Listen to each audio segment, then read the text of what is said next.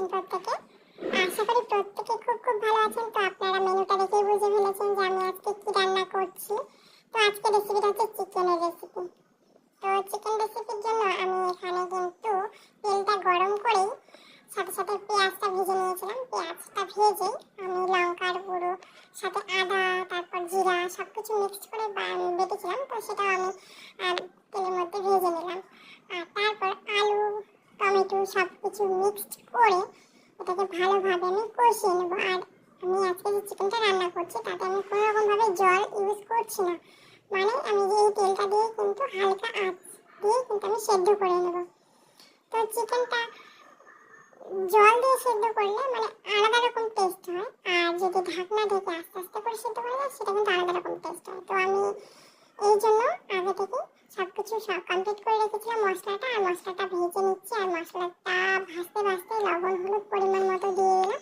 আপনারাও কিন্তু আপনাদের পরিমাণ মতো লবণ হলুদ দিয়ে দেবেন। আর এখানে বেশি চিকেন নেই, হাফ কেজি মতো আনা হয়েছিল, তার একটু বেশি। তো আলু খেতে যেহেতু ভালোবাসে বাড়ির প্রত্যেকে, তো আলুর সংখ্যাটা একটু বেশি হয়ে গিয়েছিল। আর ওই জন্যই আমি আলুটাও আগে ভেজে নিই।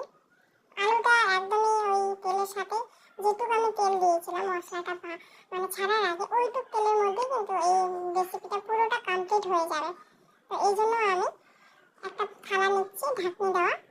এই থালাটা দিয়ে আমি পুরোটা ঢেকে দিলাম আস্তে করে, একদম স্লো, যাতে খুবই কম আঁচে আলুটাও সেদ্ধ হয়ে যায়, ভাজা হয়ে যায়, তার সাথে চিকেনের যে মাংসটা আছে সেটা যাতে কি হয়ে যায়, সেদ্ধ হয়ে যায়। এমনিতেও কিন্তু এই পোলট্রির যে মাংসটা সেটা কিন্তু এমনিতেই নরম, তো জল দিলে কিন্তু আরও বেশি কি হয়ে যায়। তো এই জন্য আমি কোনোরকমভাবে কিন্তু সেদ্ধ করার সময় জল ইউজ করিনি।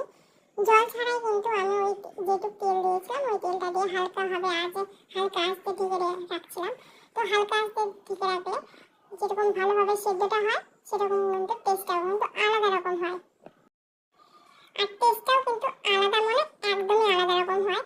আর যেহেতু এটা আমি একটু ঝোলঝোলা করবো, একটু ঝোল টাইপের করবো, কিন্তু কষা টাইপের যদি আপনারা তুলে নিতে চান তাহলে জল ছাড়া কিন্তু এইভাবে কিন্তু ভালোভাবে কষিয়ে নাড়িয়ে আপনারা তুলে নিতে পারেন। আর আমার আলুগুলো কিন্তু একদম সেদ্ধ হয়ে গিয়েছিল, আমি যে থালা দিয়ে ঢেকে রেখেছিলাম অনেকক্ষণ ধরে আমি রাখছিলাম, অল্প আছে। আর বেশি আঁচ দিলে কিন্তু পুড়ে যাওয়ার সম্ভাবনাটা বেশি থাকে। তো আমি বেশি আঁচ দিয়ে আমি যে কোনো মাংস রান্না করলে কিন্তু আমি আঁচটা একটু কমিয়ে দিই। আঁচ কম করে মাংস রান্না করলে কিন্তু অটোমেটিকভাবে মাংস সিদ্ধ হয়ে যায় আর আলু সিদ্ধ হয়ে যায়। তো আমি কষিয়ে ফেলেছি, আলুগুলো এবার আলাদা করে তুলে রাখি।